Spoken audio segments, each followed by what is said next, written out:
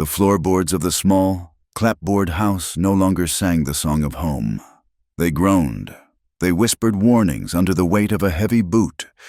They held their breath under the hesitant tread of a bare foot. For Clara, at 24, the house on the edge of the dusty settlement was not a sanctuary, but a cage built of sun-bleached wood and silent condemnation. It had been different once, before the fever had stolen her mother. The floorboards had hummed with life, echoing the gentle rhythm of two women working side by side, the scent of baking bread and drying lavender filling the air. Now, the only smells were of stale whiskey, sweat, and the ever-present dust that settled on every surface like a shroud. Her mother's passing had been swift, a cruel thief in the night that left Clara utterly alone with a man who was a stranger to her. Silas, her mother's husband of a mere 2 years, had transformed almost overnight. The man who had shown a passable imitation of kindness while her mother lived had shed that skin like a snake, revealing the cold, hard creature beneath. He was her stepfather, a title that held no warmth, no connection, only the cold, legal fact of his guardianship over her and the property her father had left her mother. The small ranch, the house, the few head of cattle, it was all his to control now, and by extension, so was she. Clara moved through the stifling afternoon heat of the main room, her motions small and precise, honed by years of learning to be invisible. She swept the floor, her worn broom whispering against the wood. Her gaze drifted to the window, past the grimy glass to the world outside. She could see Mrs. Gable next door, shaking a rug out on her porch. For a fleeting second, their eyes met across the dusty expanse. Clara saw a flicker of something in the older woman's eyes, pity, perhaps, or a weary sort of shame before Mrs. Gable snapped the rug with unnecessary force, turned her back, and disappeared inside her home. The slam of her door a definitive punctuation mark on their non-conversation. That was how it always was. The town knew. They had to. They saw the way Clara flinched at loud noises, the way she never met anyone's gaze for more than a moment. They saw the bruises that sometimes bloomed on her arms, which she tried to hide with long sleeves even in the brutal Arizona heat. They heard the shouting that sometimes carried on the wind late at night, the sickening sound of breaking glass or the dull thud of a fist meeting wood or flesh. But they did nothing. Silas was a man who provided a service many of them secretly desired. He was a bootlegger, his still hidden somewhere deep in the canyons, producing a potent, raw liquor that fueled the darker appetites of the frontier. To cross him was to risk losing that source of solace, or worse, to attract his volatile temper themselves. And so, they chose silence. Their silence was the bars of Clara's cage, as real and confining as the wooden walls around her. The house was a prison without a sound, where the only screams were swallowed by the vast, indifferent landscape. Each day was a careful dance on a knife's edge. Clara learned to read the weather of Silas's moods. The clink of his bottle against the table was a storm warning. The way he stared into the fire, his jaw tight, was the calm before the tempest. His business was one of unpredictable fortunes. A successful run meant he might be sullenly drunk, lost in a stupor that was almost peaceful. A run that was intercepted by a patrol, or a batch that went bad, meant a rage that needed a target. More often than not, that target was Clara. He never used his fists on her face. He was careful enough to know that a marked face would invite questions he didn't want to answer. But a shove against the wall, a grip on her arm that left finger-shaped bruises, a backhand that sent her sprawling, those were his currency of control. He'd blame her for anything. The stew was too salty. The floor wasn't clean enough. She had looked at him the wrong way. The reasons were smoke. The only reality was the pain and the fear. She lived in memories. When she scrubbed the wooden table, she remembered her mother's hands, dusted with flour, kneading dough on that very spot. When she tended the small, struggling garden out back, she remembered her mother's laughter as they planted seeds together, their fingers deep in the cool earth, These memories were her only rebellion, a secret world he could not touch. But lately, even they had become painful. Ghosts of a life so far removed from her present that they felt like a fairy tale told to another child. The woman in those memories, the girl who laughed freely, was a stranger. The evening that changed everything began like any other. Silas returned late, his heavy steps stumbling on the porch. The reek of cheap whiskey preceded him through the door. He'd lost a wagon, one of the axles broken on the rocky trail, and a whole shipment was now lying in a ditch somewhere miles away. His fury was a palpable thing, a living entity in the small room. Clara stood by the hearth, her body rigid, her mind racing, trying to find the path of least resistance. She said nothing, did nothing, hoping to be nothing more than a piece of furniture in his line of sight. It didn't work. His eyes, bloodshot and cruel, landed on her. "What are you staring at?" he snarled. "Nothing. Silas," she whispered, her voice barely audible. "Nothing, you think I'm nothing." He lurched towards her. He wasn't just a bootlegger. He was a man rotted from the inside out by his own product and his own bitterness. He saw in her the ghost of the woman he had married, a woman who had owned this property, a woman whose spirit he had never been able to break. In Clara, he saw a pale imitation, one he was determined to crush completely. He didn't hit her with his hand this time. His rage was more inventive. His eyes scanned the room and settled on the mantelpiece. There sat a small porcelain bird, her mother's last gift to her. It was a delicate thing, painted with tiny blue flowers, a symbol of a fragile beauty that had no place in this house anymore. "He snatched it, always looking at your mother's things," he spat, his words slurring. "Living in the past, thinking you're better than me." "Silas, please," Clara begged, taking a step forward. "That was my mother's." The plea was her mistake. It showed him what it meant to her. A slow, malicious smile spread across his face. He held the small bird up between his thumb and forefinger, and with a flick of his wrist, he sent it crashing into the stone hearth. It shattered into a dozen white shards, the sound as loud as a gunshot in the tense silence. Something inside Clara broke with it. It wasn't just a piece of porcelain. It was the last tangible piece of her mother's love, the last link to the life she had lost. The pain of the blow she had been expecting was nothing compared to the agony of watching that memory be deliberately destroyed. The fire in the hearth illuminated the glittering fragments, and in that moment, the fear that had paralyzed her for years was burned away by a cold, clear certainty. She could not spend another night in this house. She would die here, either by his hand or by the slow decay of her own spirit. The vast, dangerous wilderness outside suddenly seemed less terrifying than the four walls around her. A quick death from a snake's bite was a mercy compared to this slow, daily execution. She waited. She did not cry. She simply cleaned up the mess, her movements robotic. He mistook her silence for submission, as he always did. He drank himself into his usual stupor, slumping into his chair by the fire and eventually letting out a rattling snore. The house fell into a new kind of silence, heavy and final. This was her chance. She didn't dare take anything that would make a noise. No bag, no canteen. She crept to the door, her heart a frantic drum against her ribs. Every creak of the floorboards under the house's settling weight was a shout. The sound of Silas's snoring was her metronome, a rhythmic measure of her escape. She slipped her feet out of her worn-out shoes, knowing that leather on wood would be too loud. Barefoot was the only way. The night air that hit her when she finally pulled the door open was a shock, cool and smelling of dust and sage. The sky was a black velvet canvas, with no moon to light her way, only a spray of distant, indifferent stars. The land was a geography of unseen threats.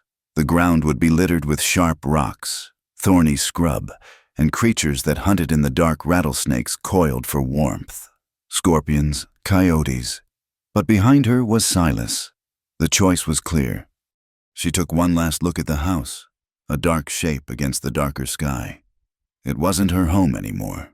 It was a tomb she was crawling out of. With her breath held tight in her chest, she took the first step onto the cold, unforgiving ground. And then another. She did not run. Not yet. She walked, placing each foot with deliberate care, moving away from the house, away from the sleeping monster inside, and into the vast, terrifying, and liberating darkness of the American West.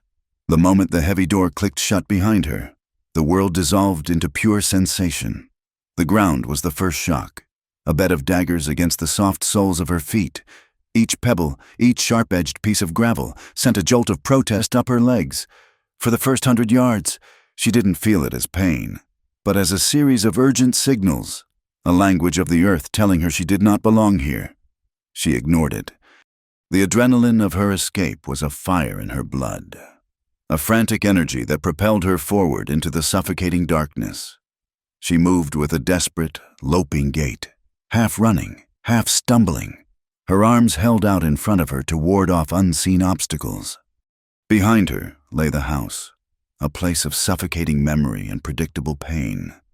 Ahead lay the unknown, a vast canvas of potential horrors. But the horrors you could imagine were always less potent than the ones you knew intimately. She was leaving behind the smell of stale whiskey, the sound of a heavy boot on the floorboards, the constant, draining vigilance. She was running from a fear that had a name and a face. What she was running toward?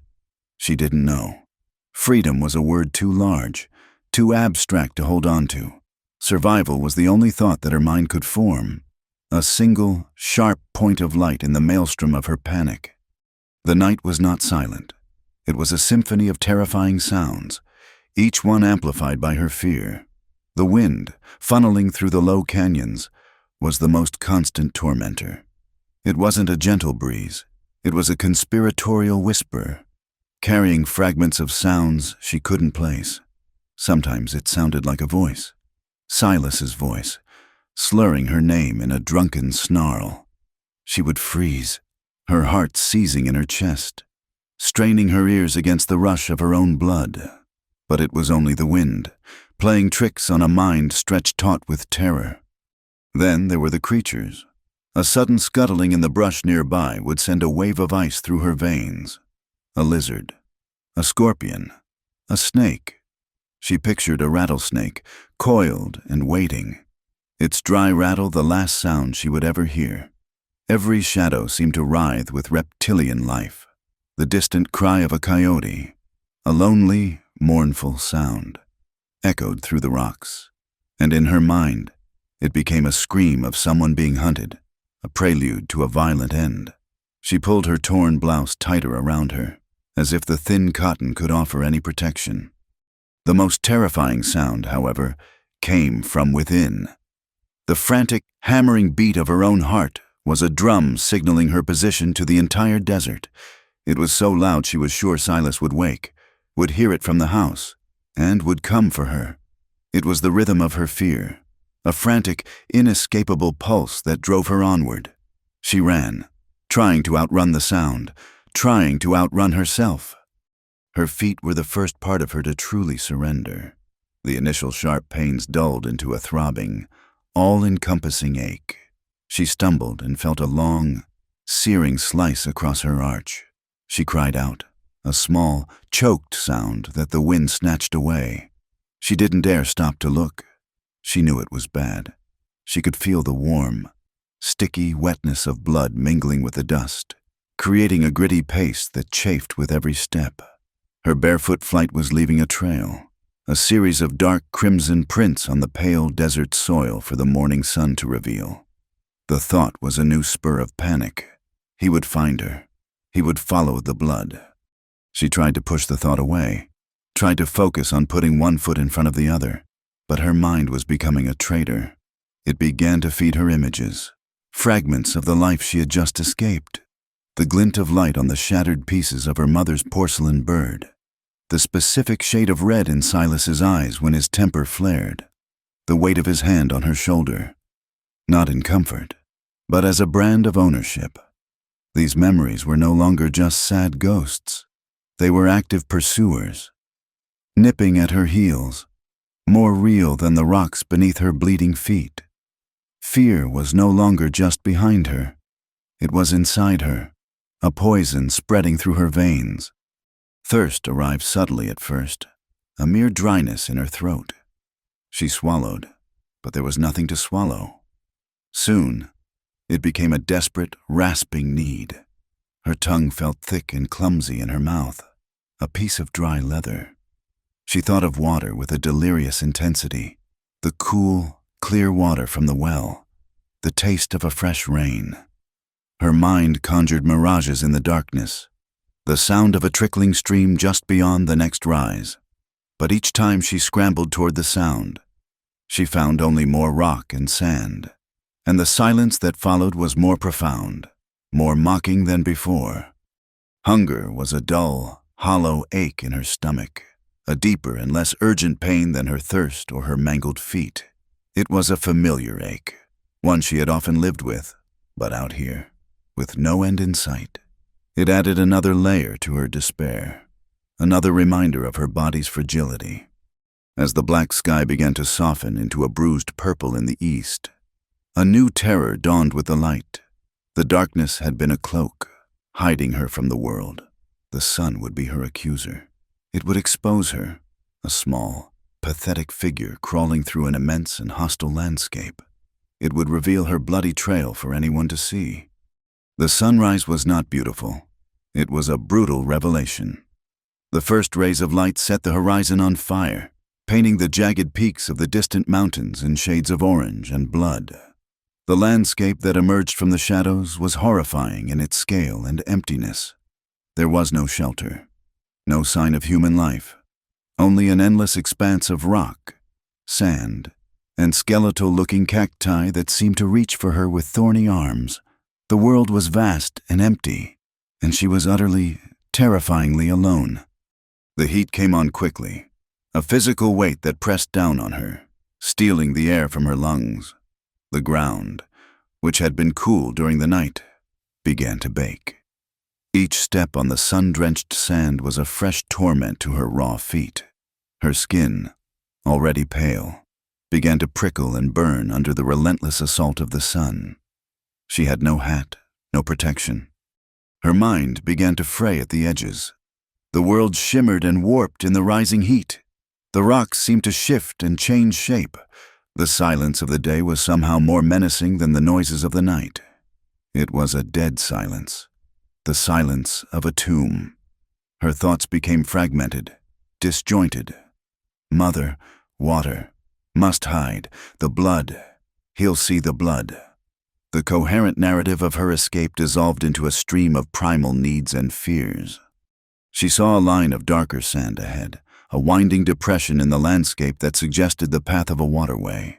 A surge of desperate hope, the last of her reserves, pushed her forward. A stream, water, salvation. She stumbled, fell to her knees, and crawled the last few feet, her hands sinking into the coarse sand. She reached it. It was a dry wash, a ghost of a stream. The sand was cracked and baked hard, perhaps not having seen water in months. The sight of it, the absolute finality of its emptiness, was the last blow. All the strength, all the fear that had driven her for hours, evaporated in a single, silent scream of despair. Her body, pushed far beyond its limits, simply gave out. She collapsed onto her side in the sandy bed of the dry creek, the sun beating down on her back. Her vision swam. The world narrowed to a pinprick of searing light. Her lips, cracked and bleeding, could barely move. A single, rasping word escaped them, a sound that was less than a whisper, a mere puff of air into the vast, indifferent silence of the desert. "Help me!" The sun was an anvil, and the Arizona borderlands were the metal being hammered flat and brittle beneath it. Jonah Cade was accustomed to its weight. He carried it on his shoulders like he carried the worn leather of his saddle and the familiar heft of the Winchester rifle that rested across his lap. He moved through the heat-shimmering landscape with an economy of motion that spoke of long acquaintance. This was his home, if a man who felt at home nowhere could be said to have one.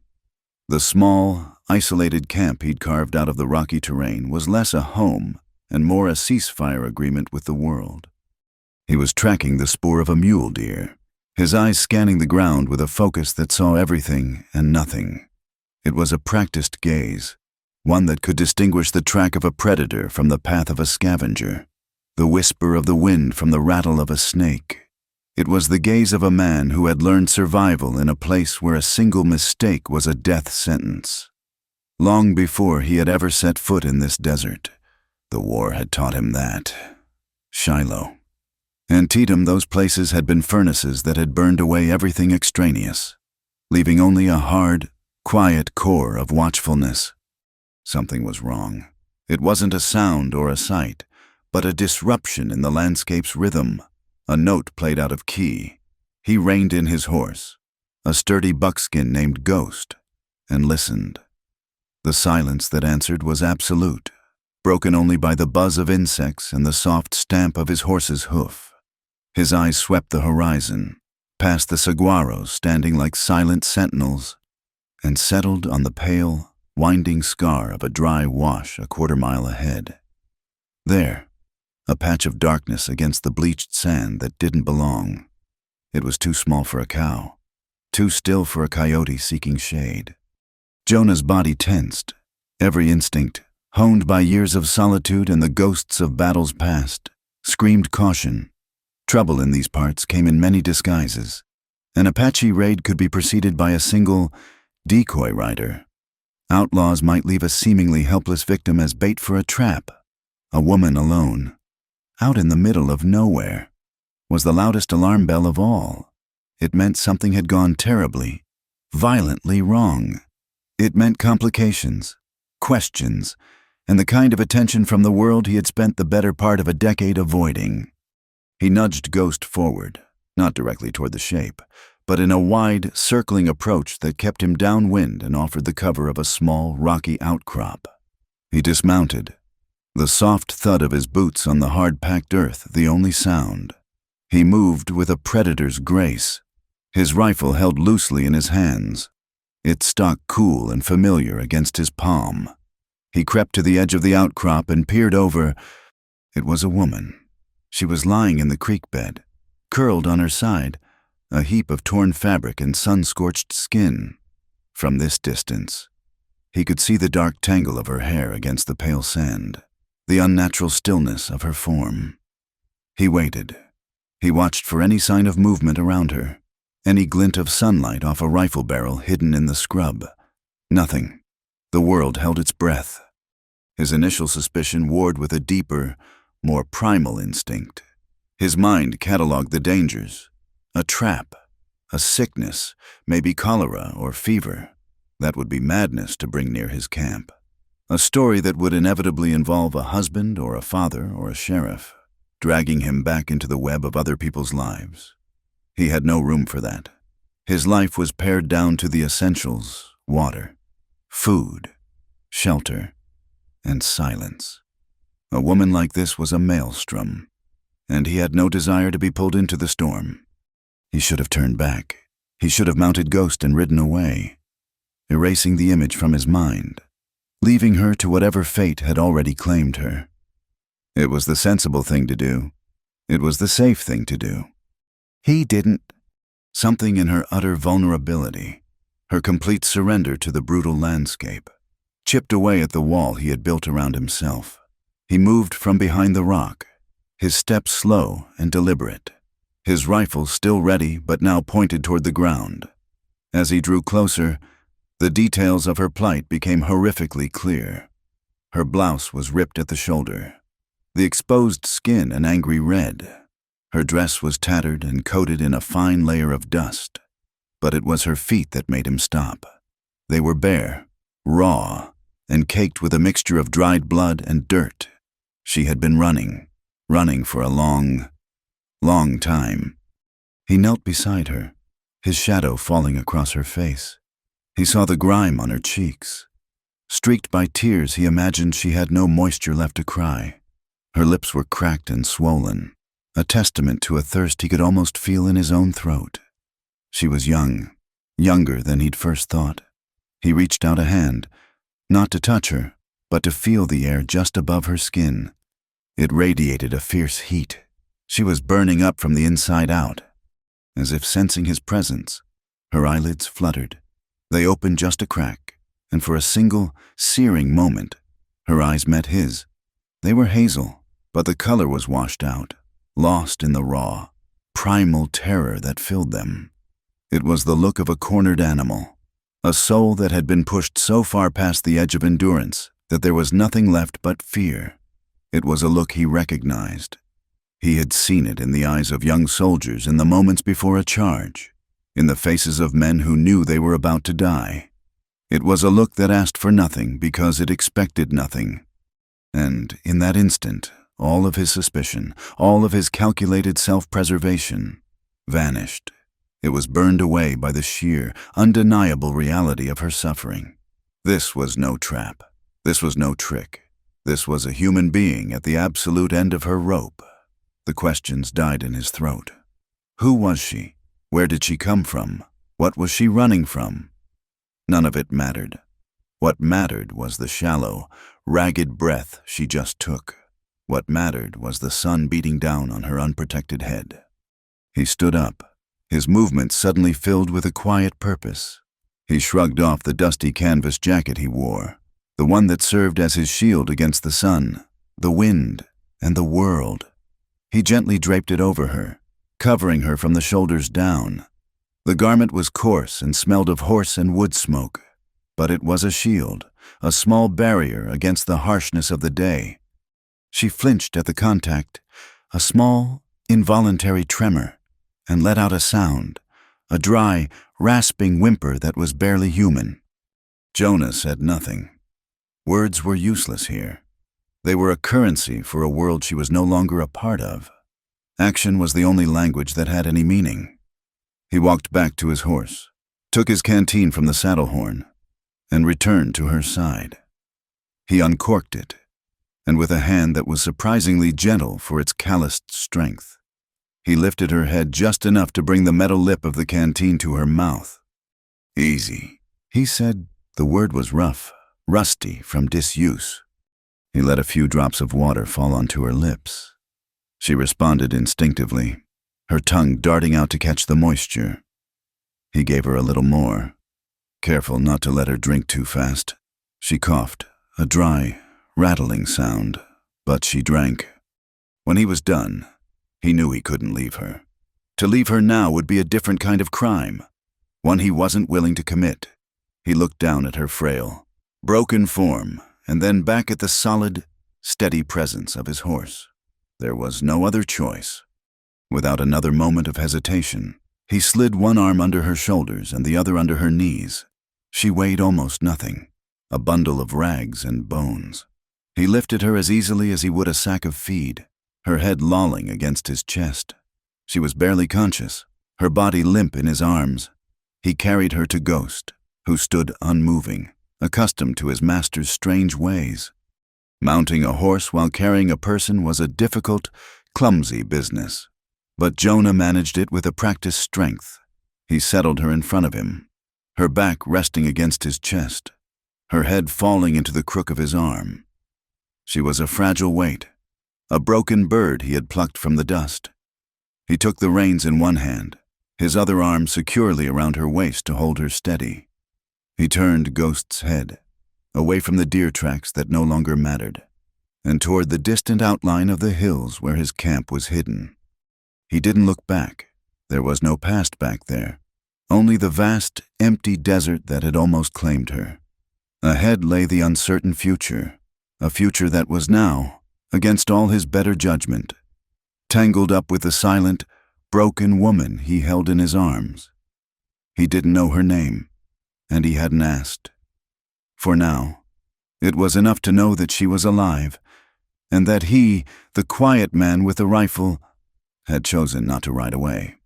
The ride was a blur of disjointed sensations for Clara. She was aware of the rhythmic sway of the horse, a gentle, rocking motion that was a stark contrast to the jarring agony of her flight. There was the solid warmth of a body behind her, a steady presence that was both terrifying and comforting. The scent of dust, leather, and something else, wood smoke and clean sweat, filled her senses. She drifted in a gray twilight between consciousness and oblivion, her mind too broken to form a coherent thought. At times, she would surface, the searing pain in her feet and the burning of her skin pulling her from the depths. In those brief moments of clarity, she would feel the strong arm wrapped around her waist, holding her securely in the saddle, and a primal fear would clench its fist in her gut. But the exhaustion was a tide too strong to fight, and it would pull her back under into the dreamless dark. Jonah's camp was not a place one stumbled upon. It was tucked into a small box canyon, sheltered from the wind and hidden from casual eyes by a stand of gnarled junipers. It consisted of a small, sturdy cabin built of rough-hewn logs, chinked with mud and stone. Beside it stood a small corral and a lean-to stable, home to Ghost and a pack mule. A stone-lined fire pit sat before the cabin's porch, a circle of cold ashes at its center. The entire place spoke of solitude and self-sufficiency. It was a world of one. He dismounted with a practiced, fluid motion, bringing her with him, her limp body a fragile burden in his arms.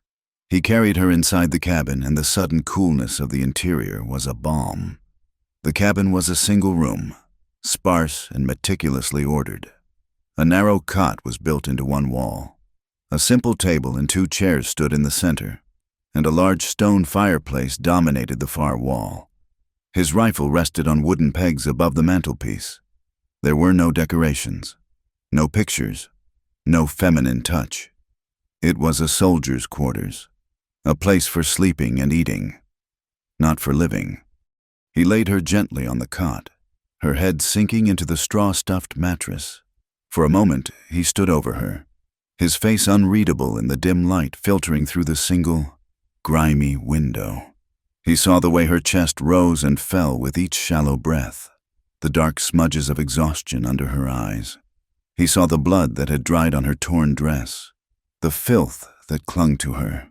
He turned away and moved to the fireplace, his actions precise and unhurried. He laid a fire with practiced ease, and soon, a small, crackling blaze began to push back the gloom, its warmth a welcome counterpoint to the coming night. He filled a blackened kettle with water from a barrel in the corner and hung it on the iron hook over the flames. While the water heated, he went through a small wooden chest at the foot of his own bedroll on the floor. He pulled out a clean linen cloth part of a shirt, old but washed many times and worn soft, and a small tin of salve that smelled sharply of pine and herbs. When the water was hot, he poured some into a basin and carried it to the cot. He knelt on the floor beside her. This was the part he dreaded.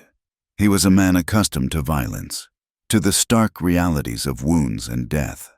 But the intimacy of this act, the need to touch this broken stranger, felt like a trespass. He started with her face, dipping a corner of the cloth into the warm water and gently, carefully, washing away the layers of dust and tear tracks.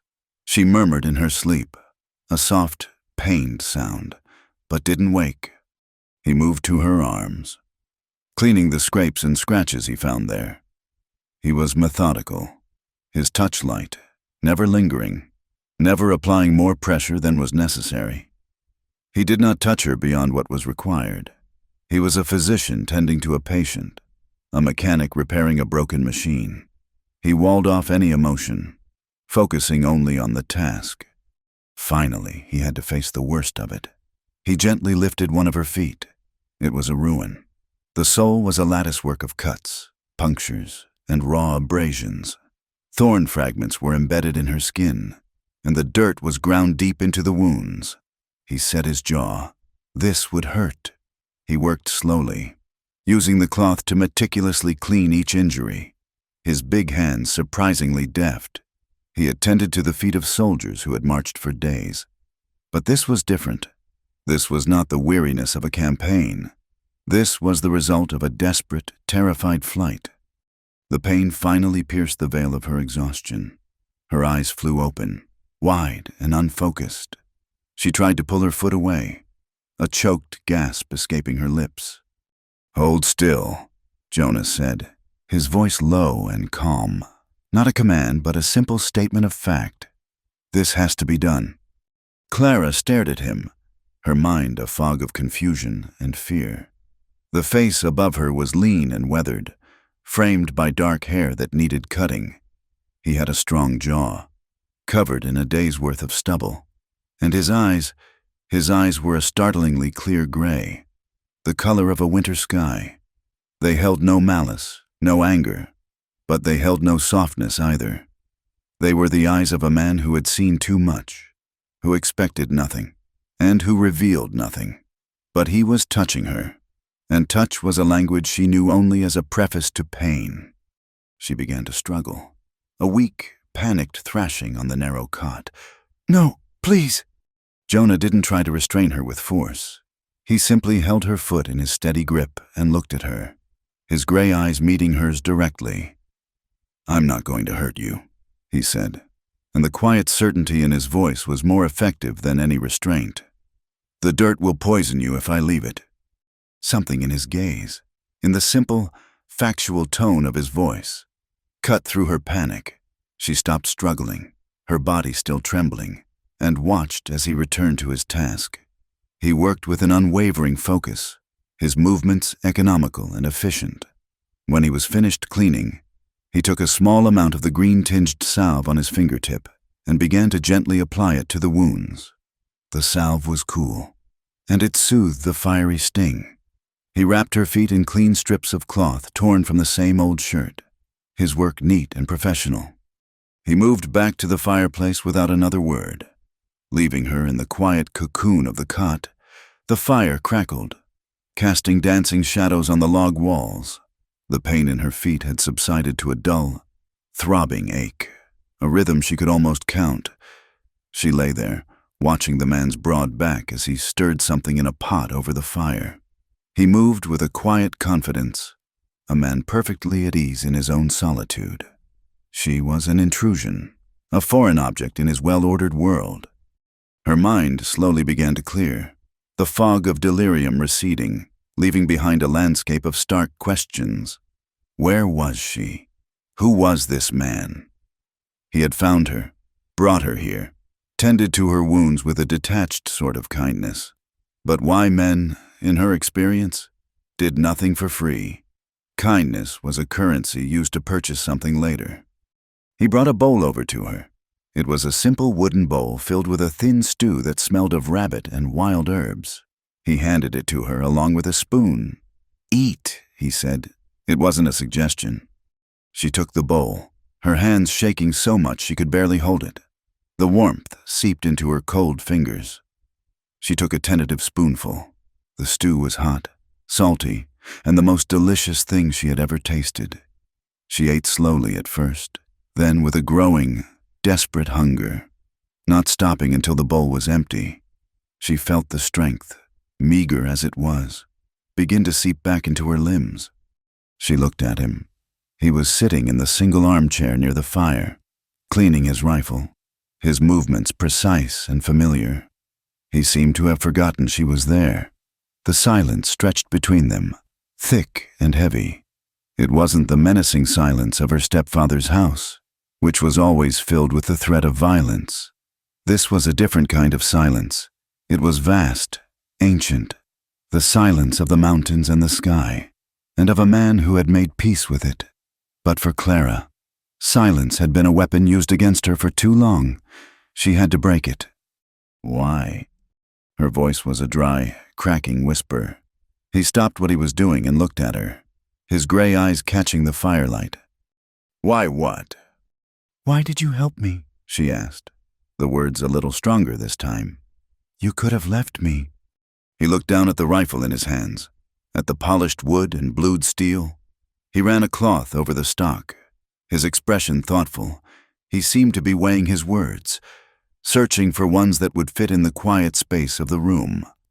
When he finally looked up, his gaze was direct, and, for the first time, she saw a flicker of something beyond the calm, guarded surface. It was a shadow of an old pain, a memory that still had sharp edges. "Because I was saved once," he said, The words were simple, spoken without emotion, yet they landed in the room with the weight of a gravestone. He offered no more explanation. He didn't need to. In that single sentence, he had built a bridge across the chasm of their silence. He wasn't just a man who had found her. He was a man who understood the desperation of needing to be found.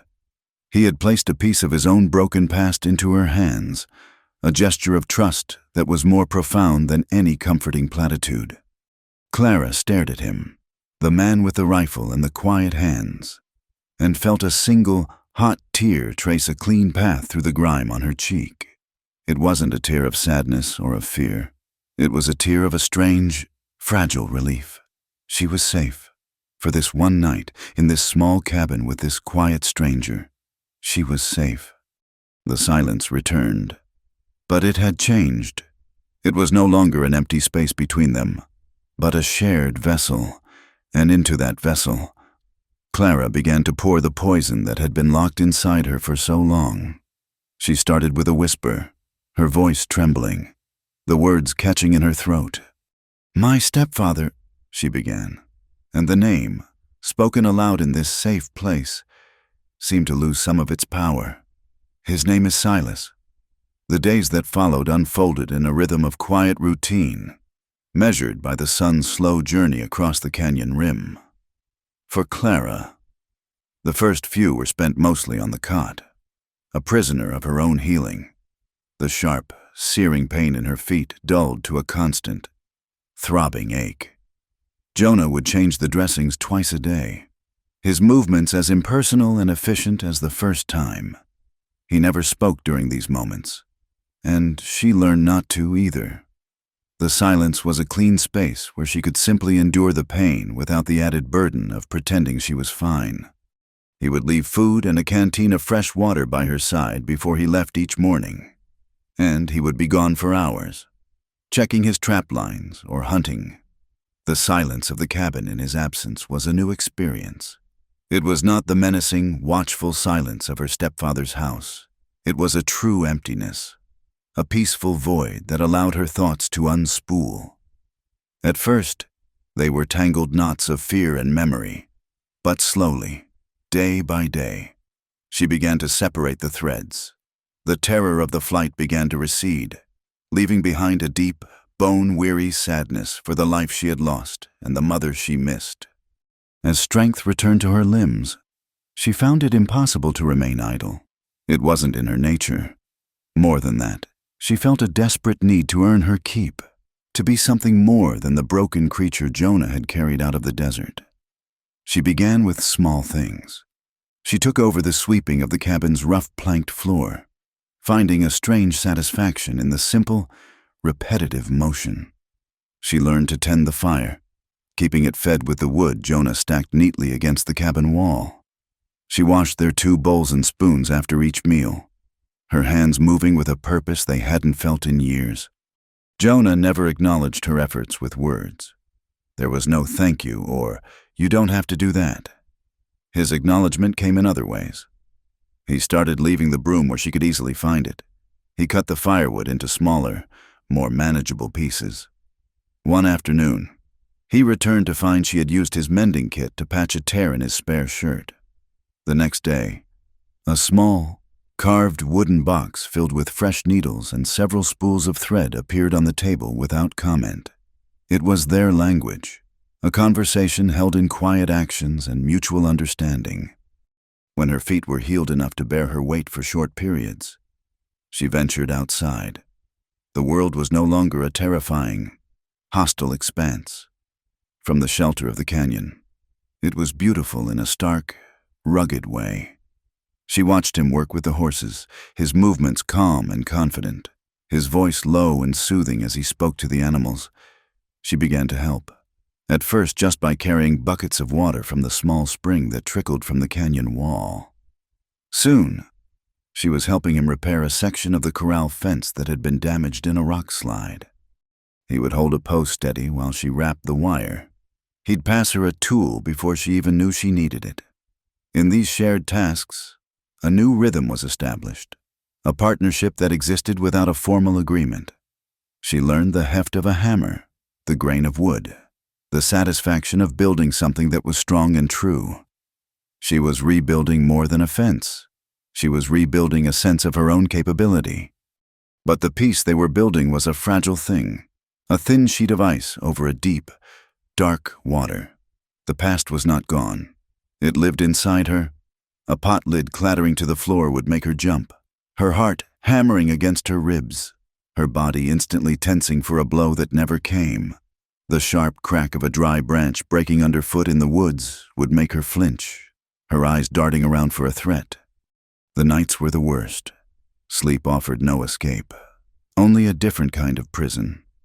She would dream of running, her feet bleeding, a heavy, stumbling presence always just behind her. She'd dream of the sound of shattering porcelain. Sometimes she would wake up with a stifled cry, her hands clenched into fists, the thin blanket damp with sweat. She would open her eyes to the dim light of the cabin and see Jonah. He would be sitting in his chair by the hearth, the fire casting a low, orange glow on his face. He wouldn't be looking at her. He'd be staring into the flames, his rifle resting across his knees. He never spoke, never asked what was wrong. He just sat there, a silent, sleepless guardian. His presence was a silent reassurance. You are not in that house. You are here. You are safe.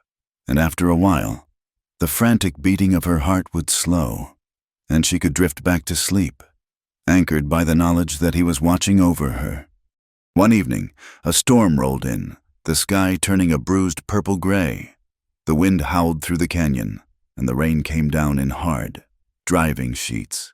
Thunder cracked overhead, a sound like the sky splitting apart. Clara was standing by the window, and with the first loud clap, she dropped to the floor, her hands flying up to cover her head. A small, terrified sound escaping her throat. It was a reaction so deeply ingrained she couldn't control it. The cabin was silent save for the drumming of the rain and her own ragged breathing. She stayed there, curled on the floor, waiting for the anger, the shouting that always followed a loud noise in Silas's house. But none came. After a long moment, she felt a presence beside her. She looked up and saw Jonah kneeling. Not too close, but near. He wasn't looking at her with pity.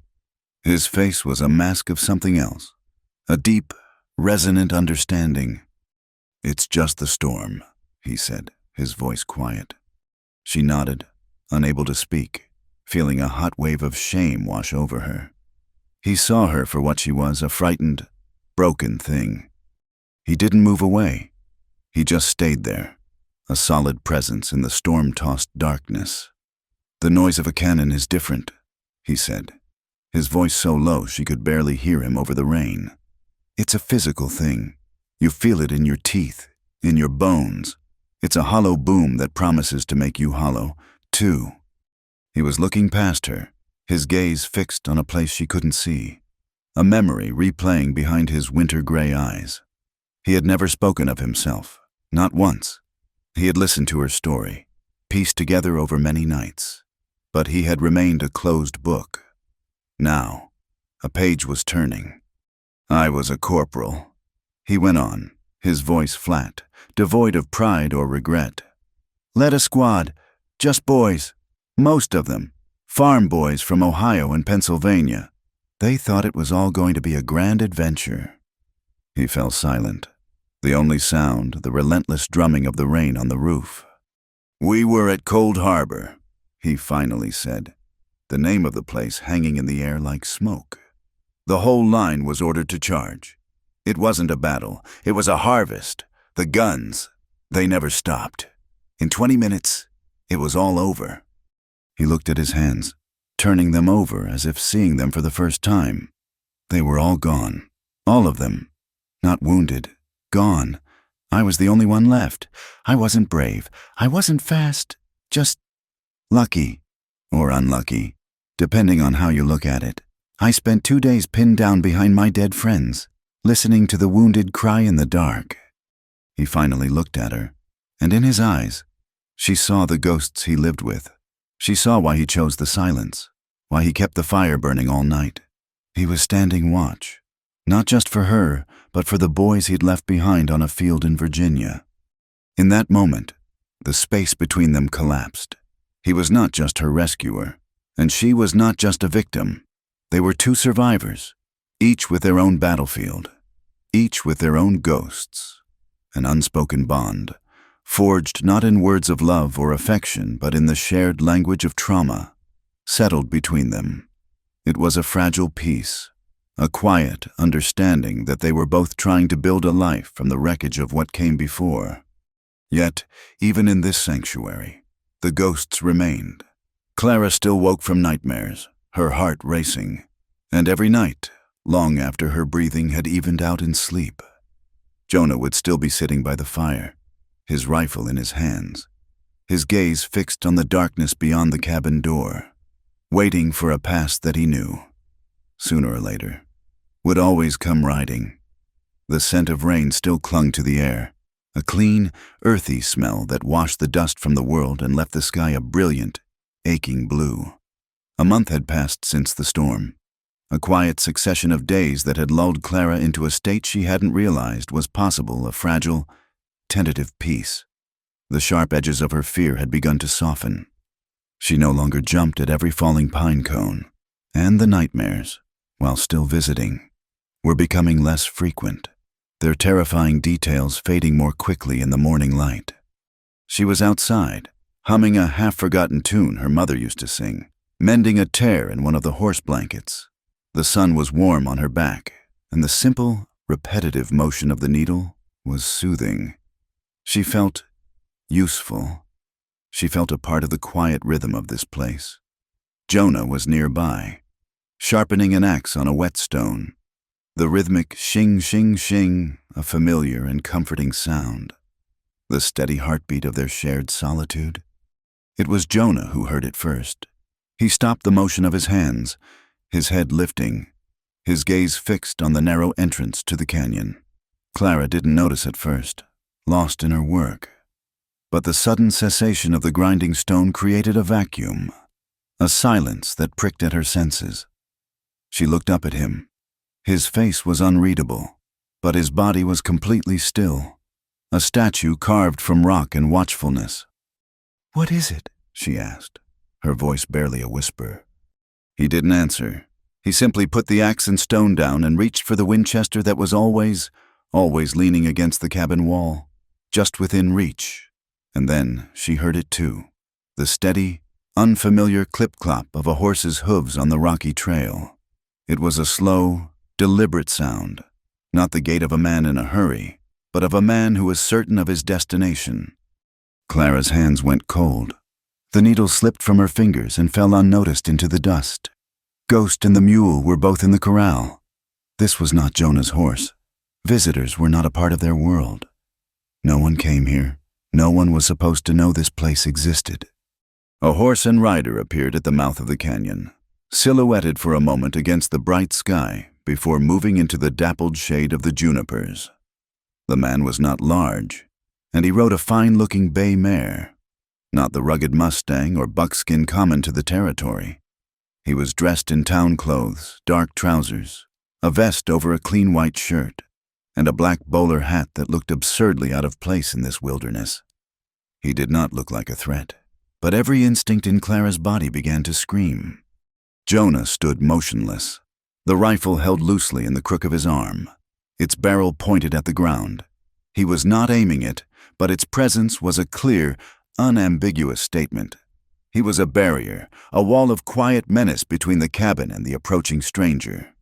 The man reined in his horse about 20 yards from the cabin, his eyes taking in the scene, the small building, the corral, Jonah with his rifle, and finally, Clara. As his gaze settled on her, a slow, thin-lipped smile spread across his face. It was a smile of satisfaction, of a hunter who has finally cornered his quarry. And in that instant, Clara knew. The blood drained from her face, leaving her skin a waxy, parchment white. The air rushed from her lungs as if she'd been struck. The blanket she was holding slid from her lap. It was not her stepfather, Silas. It was someone worse. It was her stepfather's cousin, Eli, Silas was a blunt instrument of rage and drink. Eli was a creature of cold, smiling cruelty. He was the one who had first suggested to Silas that Clara was little more than property, a part of the inheritance that came with her mother's house. He was the whisper in Silas's ear, the architect of her misery. Jonah saw it. He didn't need to look at the man anymore. The story was written in the stark, abject terror on Clara's face. He watched the fragile peace he had seen grow in her over the past weeks shatter like glass, leaving behind the same haunted, cornered animal he had found in the desert. He took a half-step to his left, subtly placing himself more directly in Eli's line of sight to her. "That's far enough," Jonah said. His voice wasn't loud, but it cut through the quiet air with the sharp edge of a blade. Eli's smile didn't falter. He raised his hands slowly, showing they were empty. He wasn't wearing a gun belt. The gesture was meant to be disarming, but it was anything but. It was a statement of a different kind of power, one that didn't need to be backed by a pistol. "No need for that, friend," Eli said, his voice smooth and educated, a stark contrast to the rough speech of the frontier. "I'm not here for trouble. I'm here for family." He swung down from his horse with a fluid, easy motion. He left the reins dangling, confident his horse wouldn't bolt. "Clara," he said, his eyes locking on hers, "you've caused a whole world of worry. Your Uncle Silas has been beside himself." Clara couldn't speak. Her throat was tight, her tongue a dry stone in her mouth. She could only stare at him, at the face that had haunted her dreams as much as Silas's had. "She's not going anywhere," Jonah said, his voice still level, still cold. Eli finally turned his full attention to Jonah, his eyes assessing him from head to toe, the worn clothes, the hard, weathered face, the rifle. He saw a man who was part of this wilderness, not just a visitor to it. "I don't believe we've been introduced," Eli said, all mock politeness. "I am Eli Pritchard. I'm Clara's cousin-in-law, her legal guardian, in a manner of speaking, now that her uncle is so distraught. And you are the man who has taken her in?" The insinuation in his tone was thick and ugly. "I'm the man telling you to get back on your horse and ride out," Jonah replied. Eli chuckled, a dry, unpleasant sound. "I'm afraid I can't do that. You see, Clara is a member of my family. She has obligations. She belongs with us." He reached into the inner pocket of his coat and produced a folded piece of paper. He held it out. "I have here a document, signed and witnessed by the Justice of the Peace in Prescott, affirming Silas's guardianship over his stepdaughter, Clara. It gives me full authority to act on his behalf and return her to his care." He wasn't lying. Clara knew Silas could have easily paid or intimidated a local official into signing such a thing. In the eyes of the law, a law made by men. For men, she was little more than chattel, a part of an estate. "I don't care what your paper says," Jonah said, his gaze not wavering. "You should," Eli countered, his voice losing some of its smooth veneer, taking on a harder edge. "Because what you're doing is interfering with a legal family matter. Some might even call it kidnapping. I'd hate to have to bring the law into this beautiful, quiet little spot you have here." The threat was clear. He hadn't brought guns because he planned to bring men with badges. He was twisting the law into a weapon, aiming it directly at the heart of their sanctuary. Clara finally found her voice, a desperate, ragged whisper. "I'm not going back." Eli's eyes snapped back to her, his smile gone, replaced by a cold fury. "You don't have a choice in the matter, girl. You seem to forget your place. You owe my family. We took you in when your mother passed. We fed you, clothed you. This is how you repay that kindness, by running off like a thief in the night and shaming us." Every word was a calculated cruelty, designed to strip away her dignity, to remind her of her powerlessness. But something had changed in Clara. The weeks spent with Jonah, the quiet respect he had shown her, the simple act of being treated as a person instead of an object, had planted a seed of strength in her. It was a small, fragile seedling, but it was there. She looked from Eli's cold, contemptuous face to Jonah's steady, unmoving form. She saw the man who had cleaned her wounds, who had shared his food, who sat watch over her nightmares. She saw the quiet strength that had given her the space to begin healing. Jonah didn't even glance at the paper Eli was still holding out. His world had its own laws, and they were simpler and far more absolute than anything written on a piece of paper in a dusty town office. He looked directly at Eli, his gray eyes as cold and hard as river stones. "She doesn't belong to anyone." The words were spoken with a finality that left no room for argument. It was not a negotiation. It was a declaration. It was a line drawn in the dust of the canyon floor, a border between the world Eli represented and the world Jonah had built. Eli stared at Jonah, the realization dawning in his eyes that this silent, formidable man would not be moved by paper threats or legal posturing. He saw that to take Clara, he would have to go through Jonah, and he had come unprepared for that kind of fight. He slowly folded the paper and tucked it back into his coat. A flicker of ugly promise entered his eyes.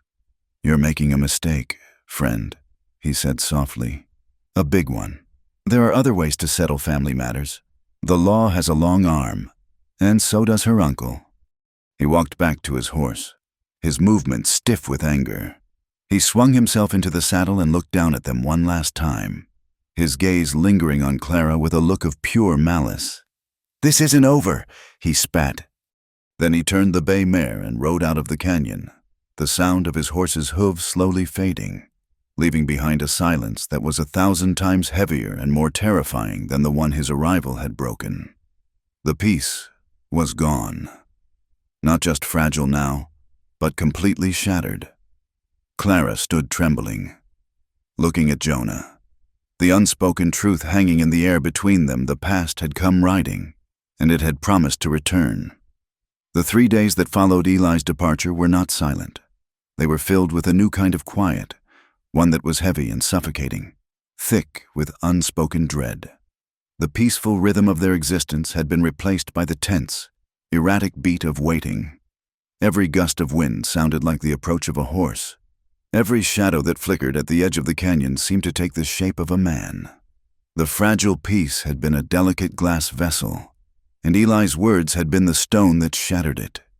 Now, they were living among the shards. Jonah became even more withdrawn, but his silence was different now. It was the focused, coiled silence of a soldier on watch.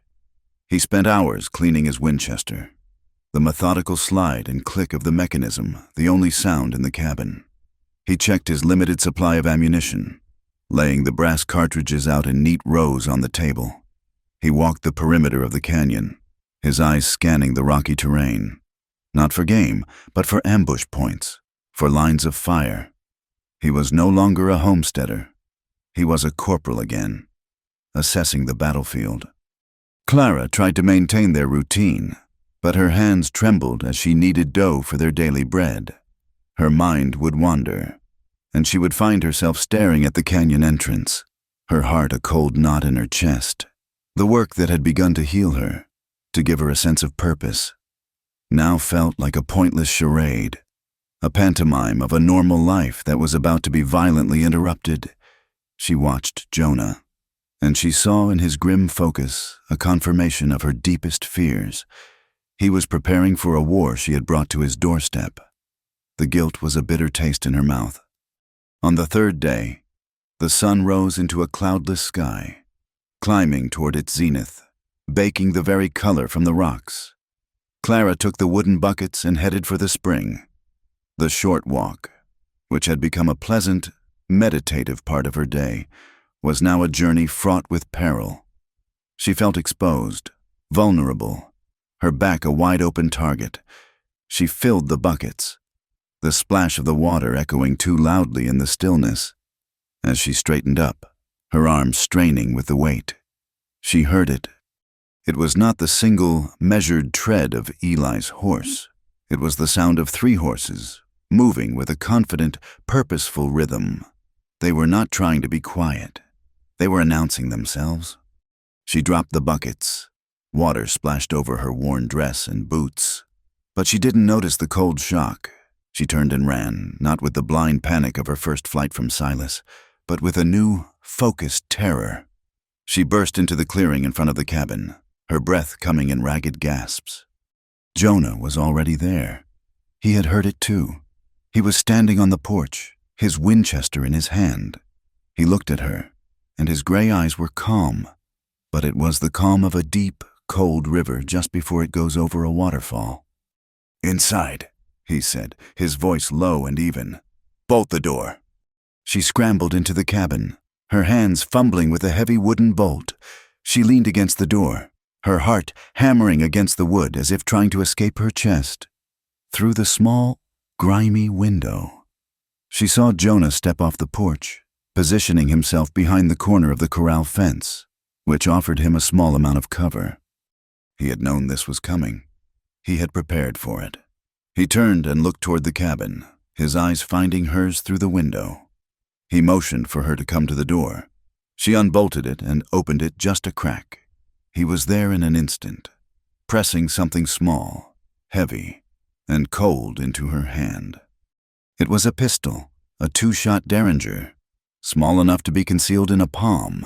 It felt alien in her hand, a thing of horrifying purpose. "You know how a gun works," he stated. It wasn't a question. She nodded numbly. She had seen Silas handle his pistols often enough. "There are 2 shots, Jonah said, his voice a low, urgent command. "You don't use it unless they get through that door. If they get through the door, you don't hesitate. You point it at the biggest part of them you can see, and you squeeze the trigger. You do it twice. Do you understand?" "Jonah, I can't." "You can." He cut her off, his eyes boring into hers, willing her to find a strength she didn't know she possessed. "You point and you squeeze. Don't think about it. Don't aim. Just point and squeeze. It's you or them. There's nothing else." He was gone before she could answer, melting back toward the cover of the corral. She bolted the door again and leaned against it, the cold weight of the Derringer a terrifying reality in her hand. She looked at it, the blued steel and the smooth wooden grip. This was what her life had come to. The choice to flee, the fragile peace she had found it, had all led to this small, deadly object in her hand. The riders appeared. Eli was in the lead, looking smug and confident. Flanking him were 2 other men, the kind of men whose presence was a profession in itself. One was a large, heavy-set man with a brutish, unshaven face and a dusty duster, a big Colt revolver strapped low on his hip. The other was wiry and thin, with pale and watchful eyes that darted everywhere, like a snake's. He looked like he was made of sinew and meanness. They were hired guns. There was no other name for them.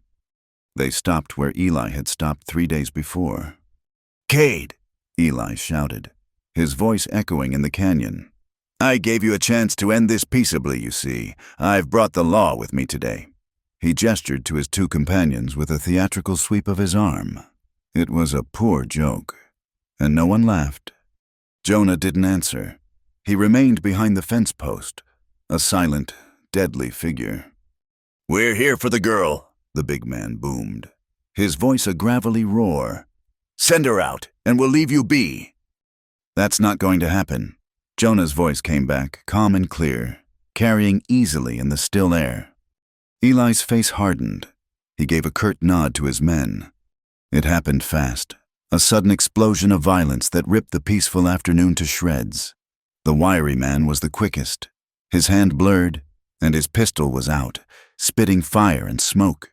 The shot went wide, splintering the top rail of the fence near Jonah's head. Jonah didn't flinch.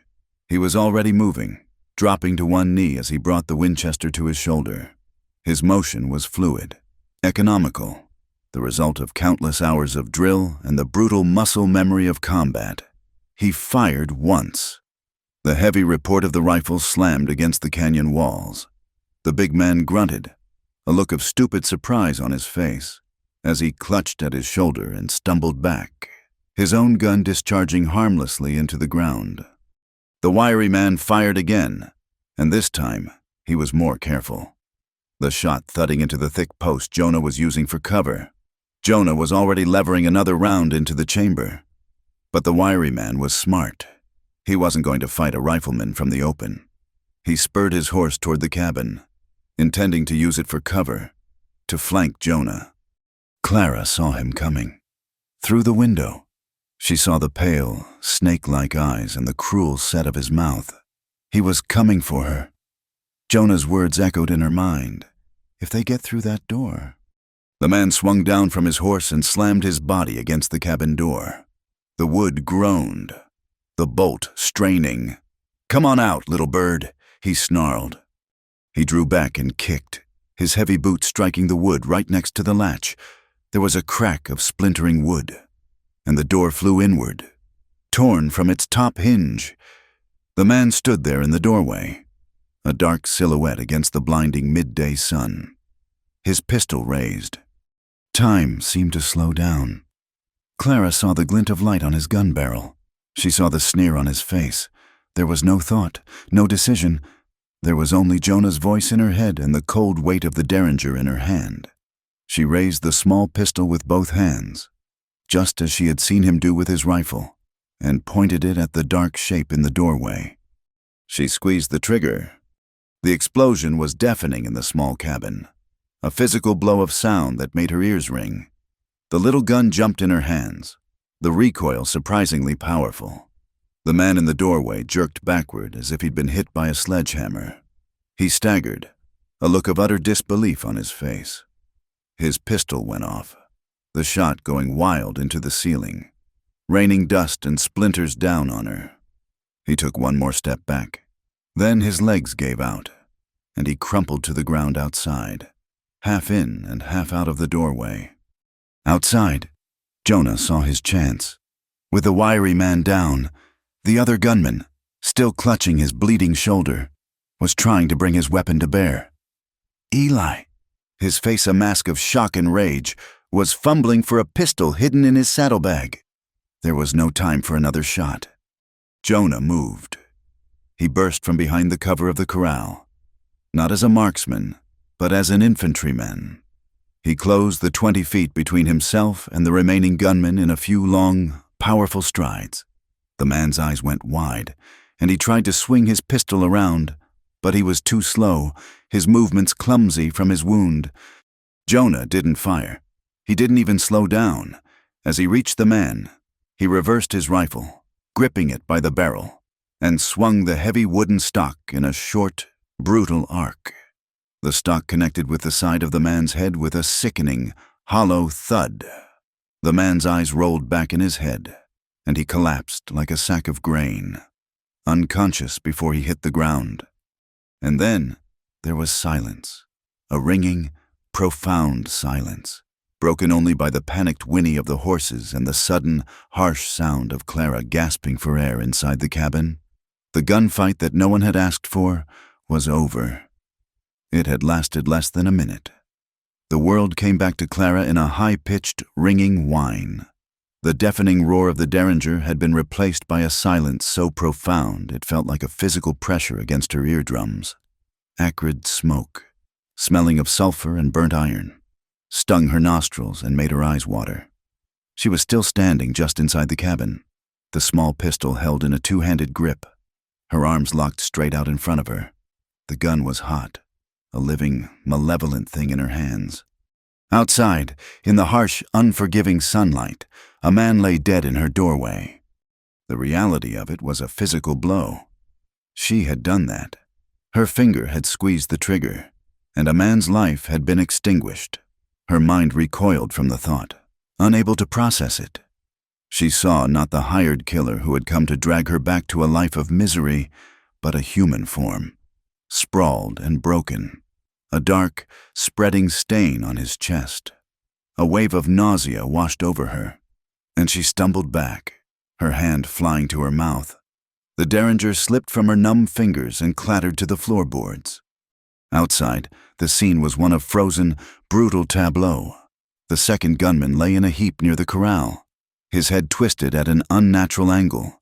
The horses stood nervously, their eyes wide, their ears twitching at the smell of gunpowder and blood. And in the center of it all stood Jonah, the Winchester still held at the ready, his attention now fixed on the last remaining threat, Eli. Eli was on his knees in the dust, his hands raised in surrender. His fine town clothes were covered in dirt, and his bowler hat had fallen off, revealing a scalp beaded with sweat. His face, which had been a mask of smug confidence only moments before, was now a slack-jawed portrait of disbelief and terror. He had brought overwhelming force to settle a family matter, and in less than a minute, his force was lying dead or unconscious around him, and he was staring down the barrel of a rifle held by a man who looked like he had been carved from the very rock of the canyon. Jonah moved with the unhurried, deliberate purpose of a man who was now entirely in his element. This was a battlefield, and he knew what to do on a battlefield. He kept the rifle trained on Eli's chest as he walked forward. He kicked Eli's pistol, which had fallen from his saddlebag, far out of reach. With a curt nod of his head, he ordered Eli flat on the ground, face down in the dirt he so clearly despised. Jonah pulled a length of rope from his saddle, and with a series of swift, efficient motions, he bound Eli's hands tightly behind his back, then tied his feet. Only when Eli was completely immobilized did Jonah finally lower the rifle. He did not look at Clara. He knew she would be in shock. He knew there would be time for that later. First, the situation had to be secured. He checked the wiry man in the doorway. He was dead. There was no question. He moved to the man he had struck with the rifle stock. He was alive, but breathing in ragged, shallow snores, a trickle of blood leaking from his ear. A concussion. A bad one. Jonah dragged the unconscious man over to the corral and tied him up as well, just in case. He collected the men's weapons, tossing them onto the porch. The whole time, Eli lay in the dust, a stream of curses and threats bubbling from his lips, his voice high-pitched with a mixture of rage and fear. "You'll hang for this. Cade, both of you, this is murder. I'll see you swing. I have powerful friends. You backwoods savage." Jonah ignored him as if he were a buzzing fly. He went to the spring, filled a bucket with cool water, and brought it into the cabin. He found Clara huddled on the floor in the far corner, her arms wrapped around her knees, rocking back and forth. She was pale, her eyes wide and vacant. He knelt in front of her, not too close, and placed the bucket on the floor. He dipped a cloth in the water and held it out to her. "Here," he said, his voice softer than she had ever heard it. "Wash your face." The simple, practical command cut through the fog of her horror. She took the cloth with a trembling hand and pressed the cool dampness to her forehead, her cheeks. It felt like an anchor in a swirling vortex of chaos. I killed him," she whispered, her voice cracking. Jonah looked at the body in the doorway, then back at her. His gray eyes were steady, unblinking. He broke down the door. He said, it was a simple statement of fact, but it contained everything. It was permission. It was justification. It was absolution. He was going to kill you. You did what you had to do to live. There's no shame in that. He stood and walked back outside, leaving her to her thoughts. He dragged the dead man away from the doorway and covered him with a horse blanket. He was cleaning up, restoring order to their world. Clara watched him through the broken doorway. She watched this quiet, solitary man who had asked for none of this, who had simply offered a hand to a dying woman and had a war brought to his home because of it. A new emotion began to push through the shock and the guilt anger. A cold, hard anger at Eli, at Silas, at the men who thought they could ride into a person's life and take it, as if it were a horse to be stolen or a claim to be jumped. She stood up on shaky legs and walked to the doorway. The derringer still lay on the floor, but she didn't look at it. She stepped over the threshold and into the sunlight. Eli had been hauled to his feet and tied to one of the thick posts of the corral. His face was puffy, and a trickle of blood ran from the corner of his mouth where he had bitten his lip when he fell. But his arrogance was returning, now that the immediate threat of Jonah's rifle was gone. As he saw Clara approach, His lip curled into a sneer. "There she is," he spat, a fine spray of bloody saliva landing in the dust. "The little runaway. Look at what you've caused. 2 men dead or dying, all because you wouldn't accept your place, all because you were too proud to show gratitude to the family that fed and sheltered you." In the past, these words would have flayed her. They would have found the core of her self-doubt and twisted it like a knife. But something was different now. She was different. She had faced death and chosen life. She had held a man's life in her hands and ended it to protect her own. Eli's words, which had once seemed like judgments from on high, now sounded like the pathetic whining of a caged animal. She kept walking until she was standing directly in front of him, close enough to see the fear that lay deep behind the hatred in his eyes. He was the one who was afraid now. "You should have stayed where you belonged," he hissed, his voice dropping to a venomous whisper. "In Silas's house, under his roof, under his authority. You are nothing without us. You are his property. You belong to him." And there it was, the word that had defined her existence. Property. An object to be used, to be controlled, to be owned. She looked at his bleeding face, at his fine clothes covered in dirt, at the ropes that bound him. She saw him not as a terrifying authority figure, but as a weak, pathetic man whose only power came from cruelty and a piece of paper. For the first time in her life, she felt no fear of him. She felt nothing but a vast, liberating contempt. She met his gaze, and her own was clear and steady. Her voice, when it came, was not a whisper. It was not a scream. It was a calm, level statement of an undeniable truth. "I am not your property," she said, each word a stone laid in the foundation of a new life. "I don't belong to Silas. I don't belong to you." She took a step closer, her face inches from his. "You can't own me anymore." A flicker of disbelief, then fury, crossed Eli's face.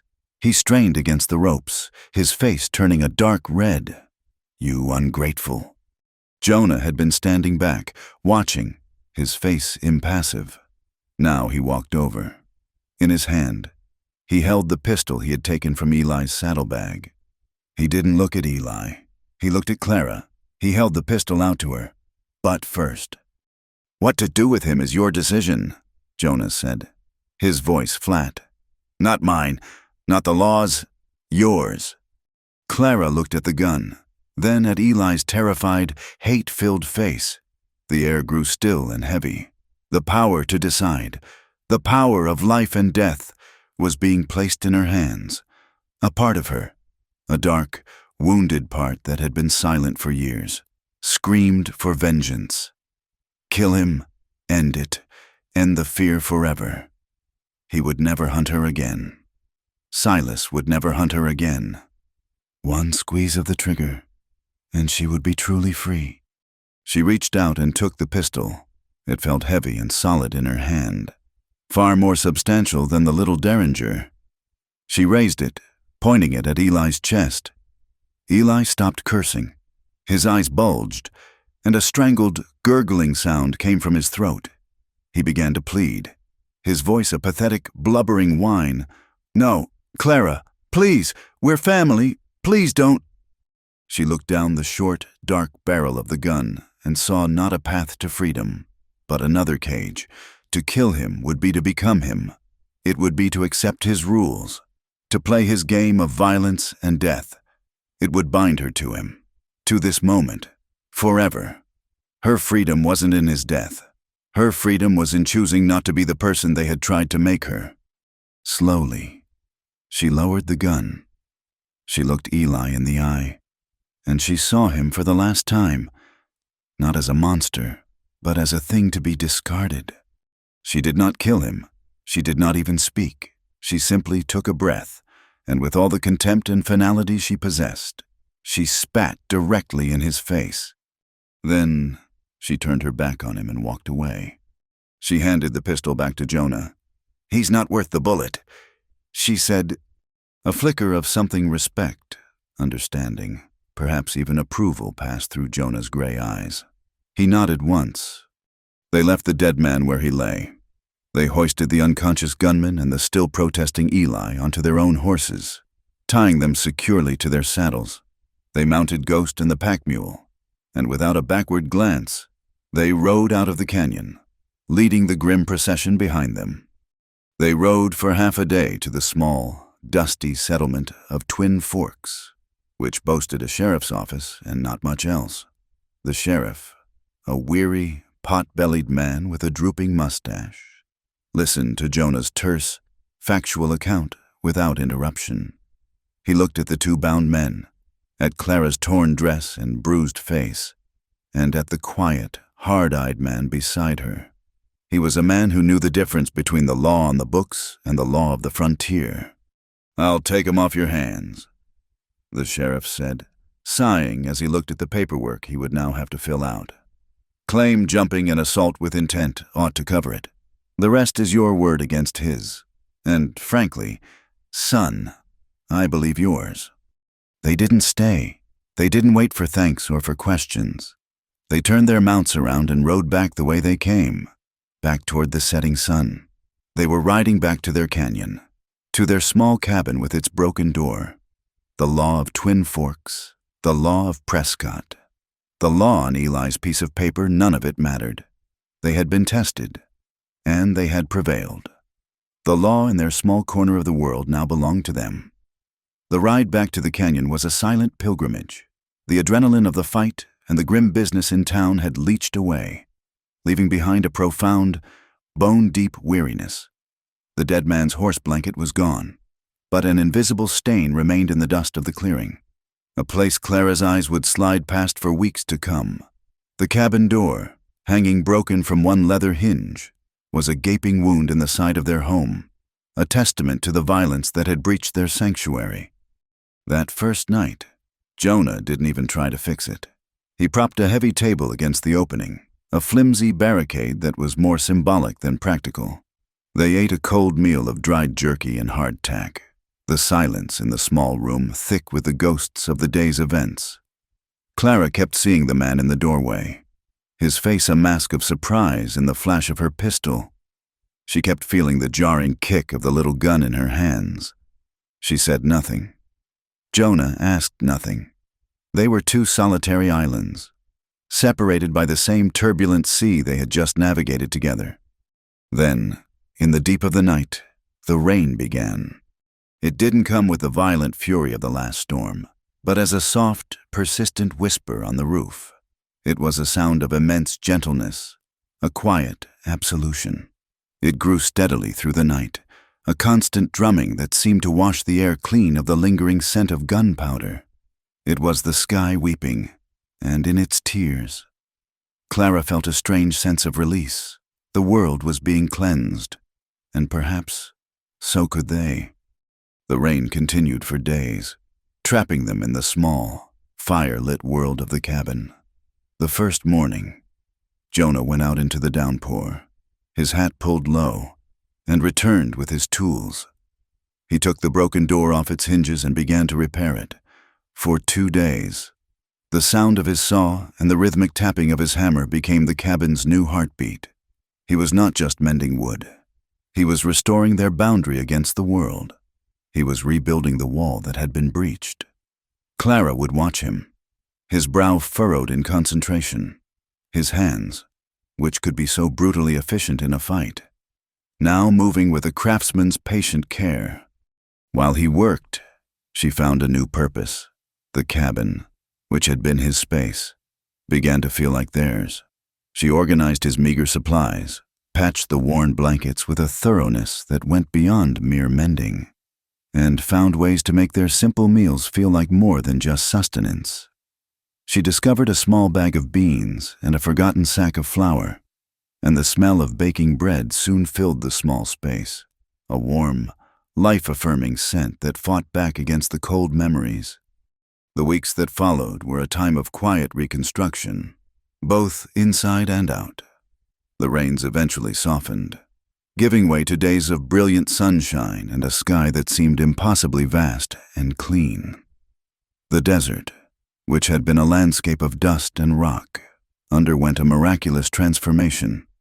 A faint flush of green appeared on the hillsides, and in the crevices where water had pooled, tiny, vibrant wildflowers began to push their way through the damp soil: purple lupine, fiery Indian paintbrush, and sunny desert marigolds.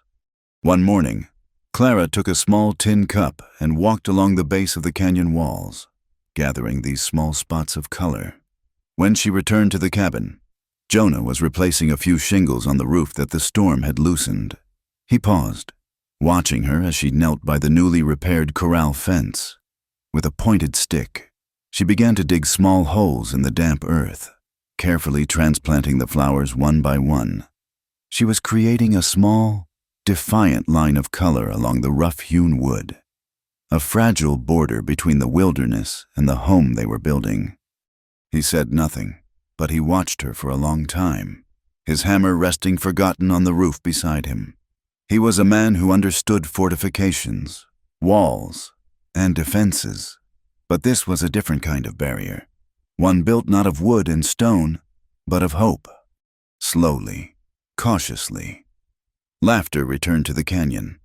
It was a foreign sound, and the first time it happened, it startled them both. A young jackrabbit, emboldened by the new greenery, darted into the clearing, skidded to a comical halt upon seeing them, and bolted away in a flash of white tail. A small, unbidden chuckle escaped Clara's lips. It was a rusty sound, full of surprise. She looked at Jonah, her eyes wide, half expecting a reprimand, but she saw the corner of his mouth twitch in what might have been the ghost of a smile. After that, it came more easily. She laughed at the cantankerous mule who refused to move an inch until properly bribed with a piece of dried apple. She laughed when Jonah, concentrating on a difficult knot, bumped his head on a low-hanging branch and swore under his breath. A quiet, rumbling sound. Each laugh was a small victory, a reclamation of a part of herself she thought had been lost forever. But the night still belonged to the ghosts. The darkness would pull back the curtain on the things the daylight held at bay. Sometimes she would wake in a cold sweat, the face of the man she'd shot floating in the space before her eyes. Other times, she would dream of Silas's heavy hand, of Eli's sneering face, and she would wake with a silent scream caught in her throat, her body rigid with a fear that was years old. On those nights, she would see Jonah. He would be in his chair by the hearth, the embers of the fire casting a dull red glow on his weathered face. He would not be asleep. He never seemed to sleep. He would be staring into the fire, his rifle close, a silent sentinel against the terrors of the night, both real and imagined. He never asked her what was wrong. He never offered empty words of comfort. His presence was his comfort. He would simply get up, pour her a cup of water from the bucket, and place it on the small crate beside her cot before returning to his seat. The gesture was a conversation in itself. It said, "I am here. You are not alone. This is a safe place." And in the quiet companionship of this man who understood wounds without needing them, explained, she would eventually find her way back to a fragile, fitful sleep. They did not speak of the future. They did not speak of the past.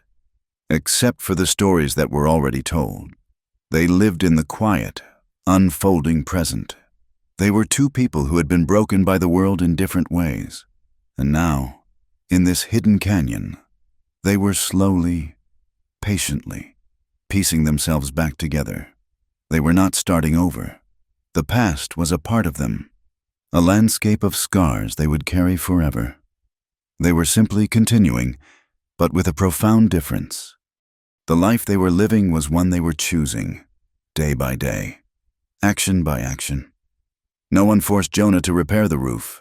No one compelled Clara to plant the flowers. There were no longer any masters, no owners, no obligations but the ones they silently agreed to share with each other. It was a life built not on paper laws or spoken vows, but on the simple, solid foundation of a shared meal, a repaired fence, and the quiet, unwavering presence of another human being who knew the value of standing watch in the dark. The season was turning. The fierce, white heat of summer had broken, and the evenings now carried a cool, gentle breeze that whispered down from the high peaks, smelling of pine and distant rain. The sun, as it sank toward the jagged rim of the canyon, no longer felt like an adversary.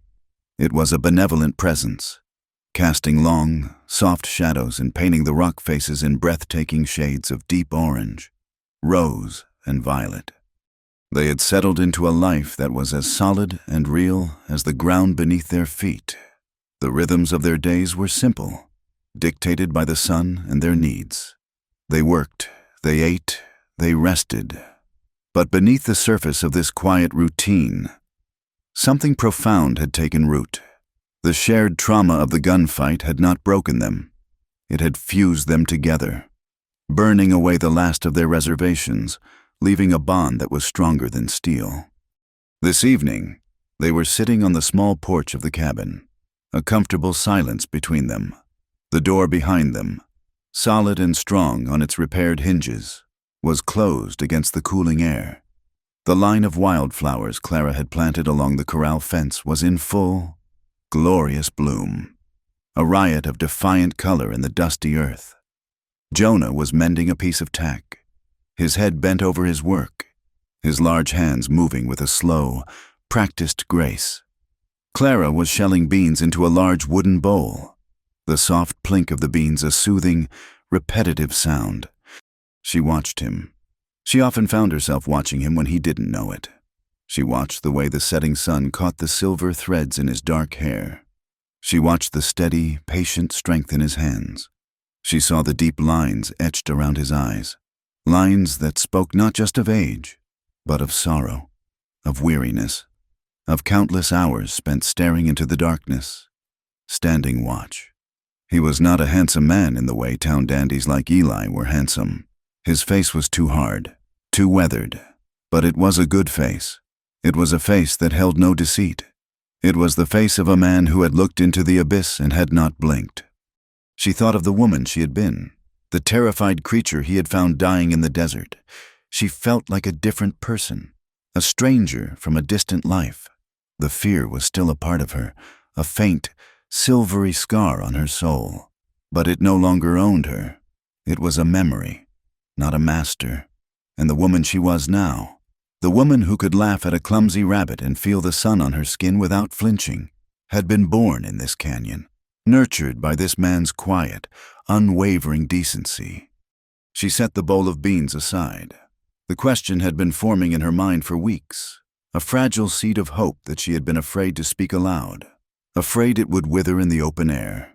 But tonight, with the world bathed in the soft, forgiving light of sunset, the question felt less like a risk and more like a necessity. "Jonah!" He looked up from his work, his gray eyes catching the last of the light. "Ma'am." He still called her that sometimes. It was a mark of a deep, ingrained respect that she found strangely endearing. She took a breath, her heart giving a little flutter. "Do you think," she began, her voice a little unsteady, "that it's possible for someone like me to start over?" He stopped his work, laying the piece of leather and his tools aside. He did not answer immediately.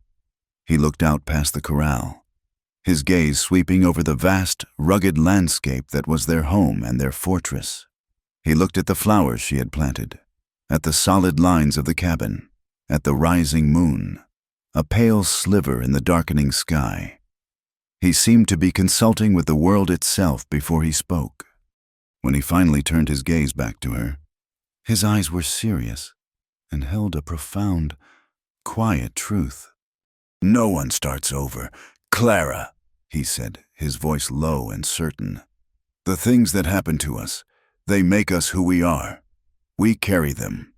Shiloh is as much a part of me as my own hands. The house you left is a part of you. We don't get to wipe the slate clean." A knot of disappointment tightened in her chest. She had hoped for a different answer, for a promise that the past could be shed like a snake's skin. But then he continued, and his next words changed everything. "We don't start over," he said again, his eyes holding hers. "We just continue. And if we're lucky," he paused, the word lucky sounding strange and rare on his lips. We get to continue with someone else walking beside us. The simplicity and honesty of it struck her with the force of a physical blow.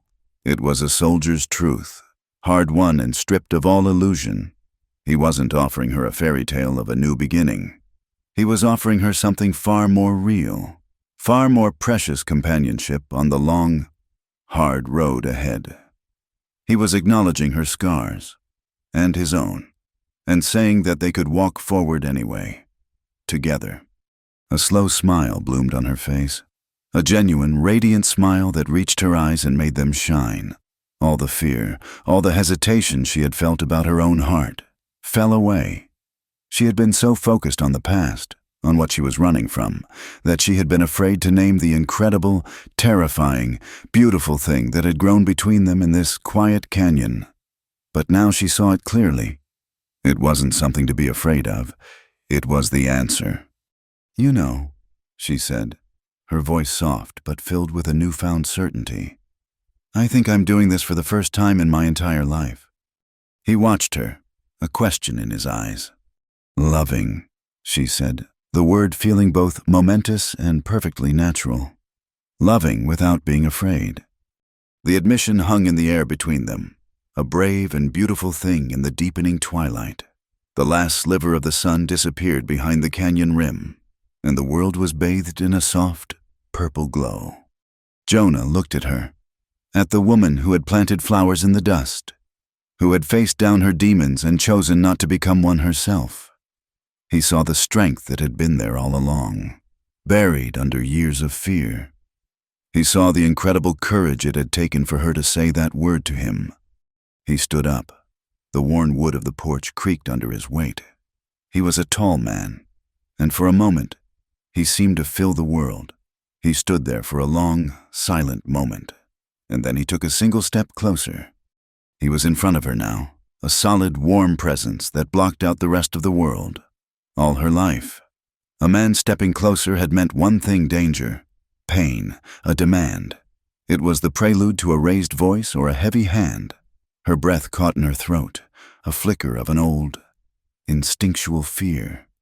But this was Jonah, and this was different. This was a step she had invited, a step she wanted more than anything. The longing in her was a sweet, sharp ache. He was so close, yet still so far. She looked up at his face, now a silhouette against the star-dusted sky, and she whispered the words that had once been her scream of terror, but were now her prayer of hope. "I'm begging you, hurry up!" He bent down, and the scent of wood smoke and leather and the clean desert night filled her senses. He was going to kiss her. Her heart hammered against her ribs, a wild bird seeking flight. She closed her eyes, waiting for the touch of his lips, the final seal on this new life they had built. But he didn't. He did the unthinkable. He did nothing but reach out and gently take her hand. His fingers, calloused and strong, wrapped around hers, his thumb stroking softly over her knuckles. It was not a grip of possession or of passion. It was a touch of profound, unwavering partnership. It was a silent vow. He just took her hand and stood there with her, two solitary figures together on the porch, facing the vast, quiet darkness, ready to continue. Thank you for listening to this story. Let us know in the comments where you're listening from, so we can connect and share our thoughts. Please subscribe to our channel, Wild West Stories 1850, like this video, and consider supporting us further by hitting the hype button to help this story reach more listeners.